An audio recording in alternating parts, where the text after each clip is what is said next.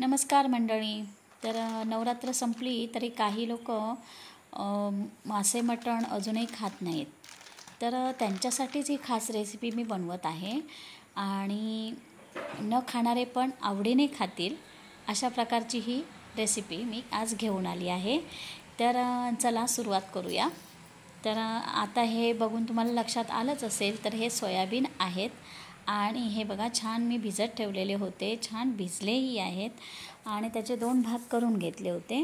तर कढईमध्ये तेल गरम केलं, त्यामध्ये मोहरी आणि वरतून बारीक चिरलेला कांदा मी थोडासा जास्त घेतला आहे, कारण आपल्याला थोडंसं त्याच्यामध्ये ग्रेव्ही भाजी वगैरे बनवताना थोडीशी ग्रेव्ही जास्त व्हावी म्हणून कांदा थोडा आणि टोमॅटो थोडा जास्त घ्यायचा असतो.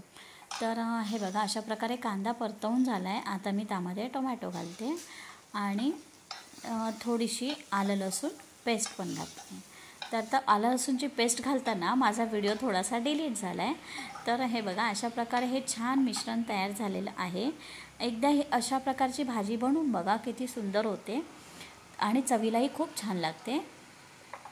तर हे बघा त्यामध्ये धना-जिरा पावडर, लाल तिखट आणि आपला हळद आणि सोयाबीनसोबत जो मसाला आला होता ना, हा बघा, तर तोही मी त्यामध्ये घातला. बाकी कोणताही मसाला मी यामध्ये घातला नव्हता.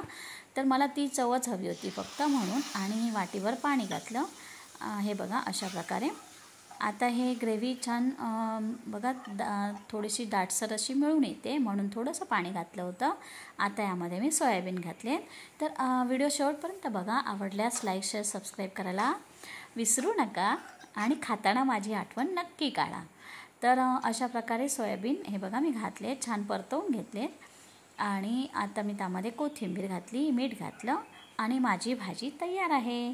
तर व्हिडिओ शेवटपर्यंत पाहिल्याबद्दल धन्यवाद.